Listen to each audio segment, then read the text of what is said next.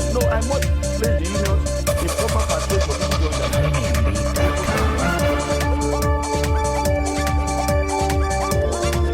Hello and welcome to the program.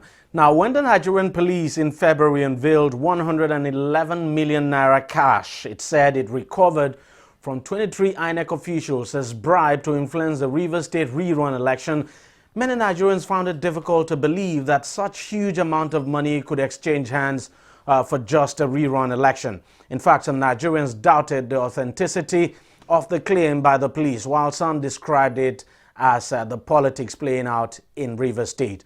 But we are now beginning to find out that the amount recovered by the police as bribe for votes may just have been child's play.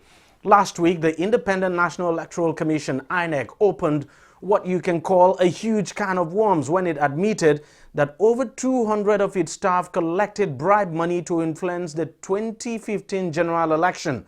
The electoral body shocked everyone when it revealed that it has been able to establish through its own internal investigation that over 200 of its staff were bribed to the tune of over 3 billion naira to influence the outcome of the general election. Now, INEC carried out the investigation after the Economic and Financial Crimes Commission, EFCC, now had issued an interim report alleging that at least 23 billion naira was used to bribe electoral officers during the 2015 general elections. Let's take a listen now to INEC National Commissioner Mohammed Haruna. You may recall that late last year, the Commission received an interim report from the EFCC detailing allegations against 202 serving and retired INEC officials and staff in 16 states of the Federation. In furtherance of its zero tolerance for corruption in the electoral process, the Commission ordered a thorough investigation into the allegations to establish the culpability or otherwise of those named in the EFCC report. The committee's work was thorough and painstaking, involving issuance of queries to the 202 staff mentioned in the report and interviewing them individually in accordance with the principle of fair hearing and in consonance with INEC staff conditions of service. As a result of the initial findings of the committee, an additional 80 serving officials of the Commission who were not named in the EFCC report but whose names came up in the course of the investigation were also queried and interviewed, making a total of 282 staff and officials.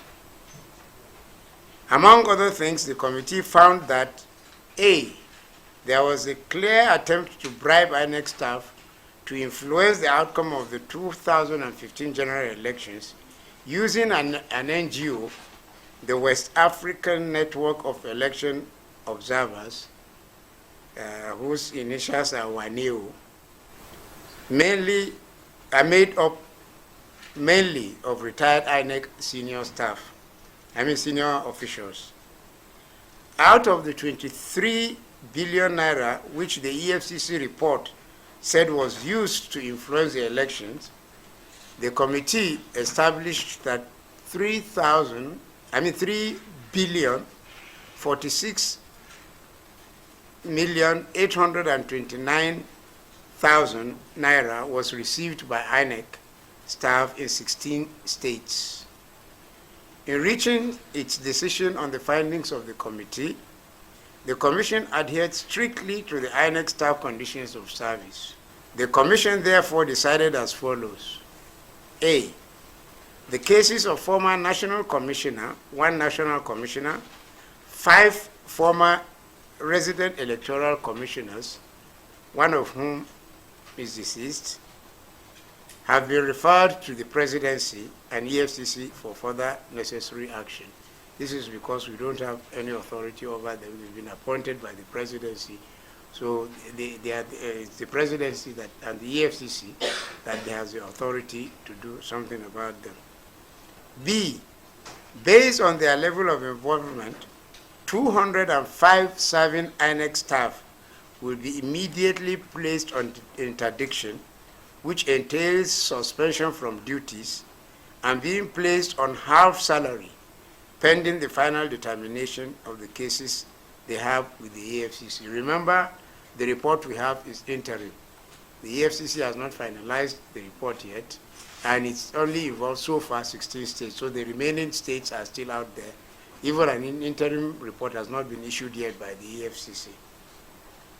C, 70 staff about whom there was insufficient information, that is in the EFCC report itself, regarding their involvement, will be referred back to EFCC for further investigation and possible prosecution. And D, WANEO and its principal promoters are immediately blacklisted. The network will no longer be involved in election observation and any other activities organized by INEC. Finally, the Commission hereby reiterates its commitment to defending the integrity of the electoral process.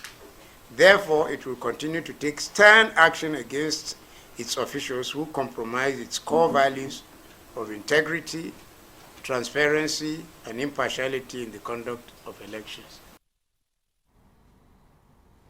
Well, that's Mohammed Haruna, the INEC National Commissioner, of course, in charge of voter education, and of course, who actually headed that committee that carried out the investigation in INEC. But quite a number of questions begging for answers here, to be honest. For instance, WANEO, that's the West African Network of Election Observers. We have actually done a check on that body, and as a matter of fact, we actually checked with the Corporate Affairs Commission, and we did not find that name at all. So it means WANEO is not registered. Well, we just might be wrong, but so far we have not been able to get any fact at all on whether WANEO is registered. We have checked with the Corporate Affairs Commission. We've actually checked at the website. We have not been able to come up with that name at all. And then we did check to find out the address of WANEO, that's the West African Network of Election Observers. There is no registered address. We were not able to get any address, and there is no contact detail at all. So the question is, if WANEO was not registered with the Corporate Affairs Commission, has no registered address, and has no contact detail, how exactly was it able to be accredited to actually monitor the 2015 general elections? And then besides that, quite a number of questions too, as I said, begging for answers.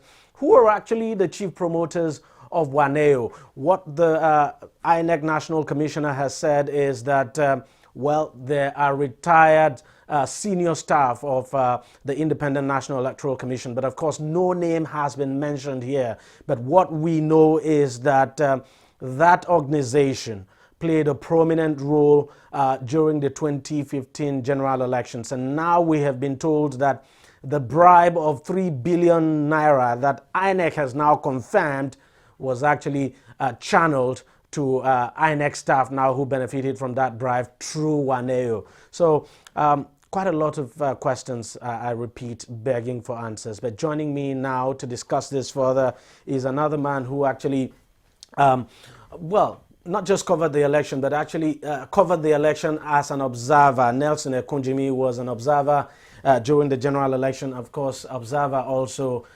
during the elections we have seen in this country after that general elections, like the one in Edo State and other states as well. Nelson, thank you very much for joining us on the program. Tell me how shocked you are, because this is the very first time that INEC would be admitting that its staff actually collected bribe, and quite surprising, an NGO, an observer group, has been fingered. Tell us what you know about WANEO, that's the West African Network of Election Observers, because we understand, you know, you guys should know yourselves and that you work in collaboration.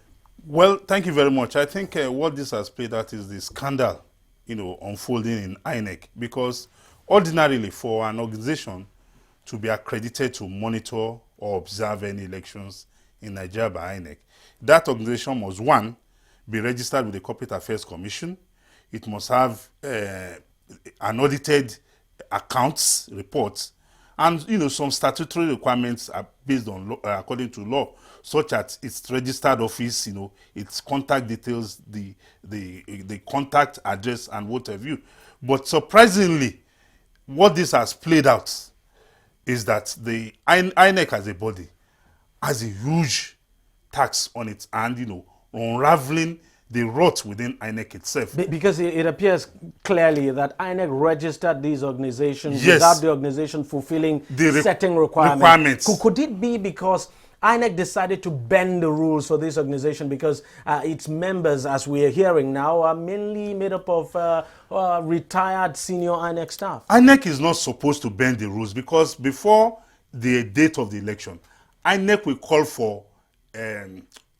for submission from civil society groups to register to observe the elections. It is those organizations that meet those requirements that we have just mentioned, that their names will be published about a month or so before the elections for the whole world to see. But what this has played out is that there's internal, collaborators in INEC, because I would expect that department that handles the registration of civil society groups for monitoring elections, is headed by INEC personnel. Of course, yes, that's so true. What this has shown clearly is that they are, like we say, there are bad eggs within the system of INEC. And for me, it's a welcome development that for the first time in our political history, INEC is waking up to this responsibility of, in-house internal cleansing. You will recollect that for the Ekiti gubernatorial election in 2014, when the Ekiti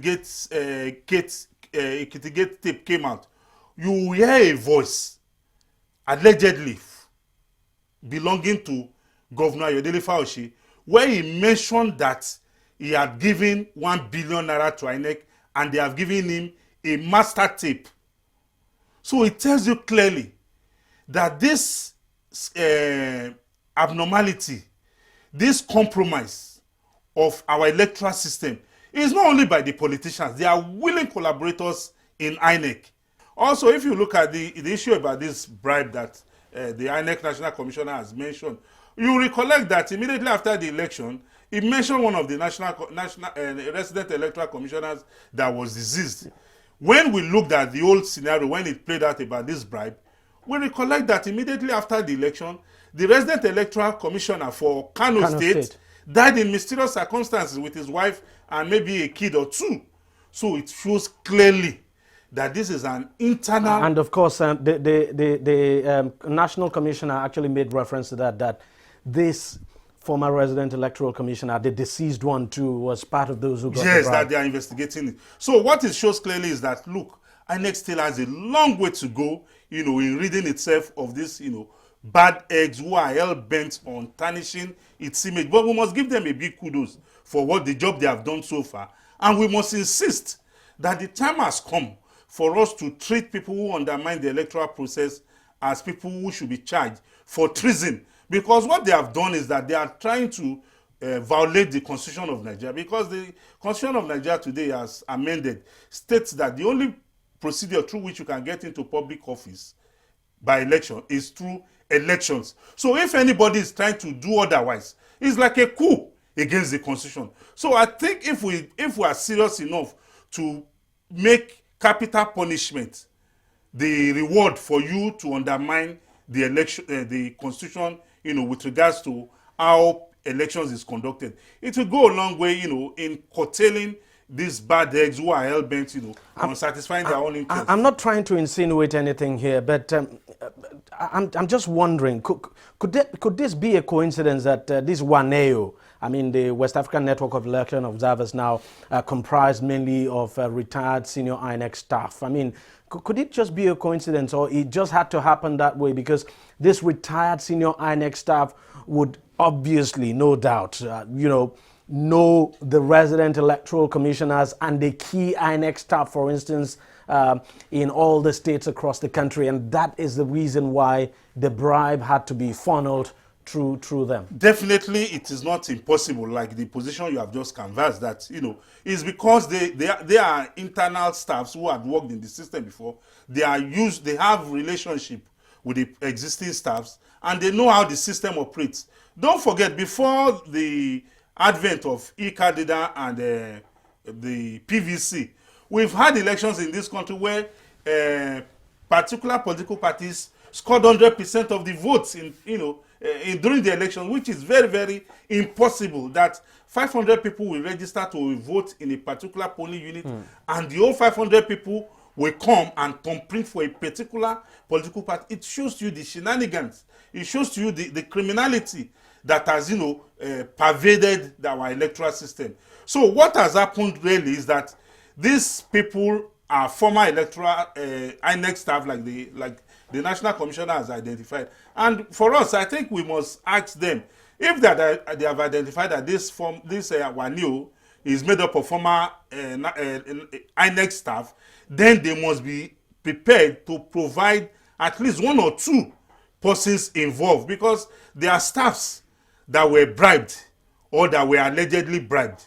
Must have gotten that money that was recovered from them, from some persons, either by cash or through bank, system. Transfer. So it is very, very important for us all as Nigerians to demand that we must get to the end. This case must be pursued to a logical conclusion.